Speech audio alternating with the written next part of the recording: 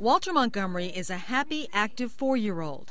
You might never guess that when he was just born, a routine hearing test uncovered a problem. I think that the most important thing is that if their child does fail their newborn screening, is that they need to get another screening done to confirm it. Gotcha. That second test is this, the auditory brainstem response.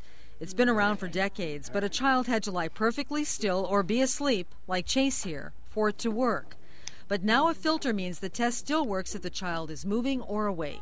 What we're looking for is the electrical potential of the auditory nerve, but all those other nerve firings can drown out the auditory nerve response without this filter. These are specific waveforms. And with the filter, it's clear Chase's hearing is just fine.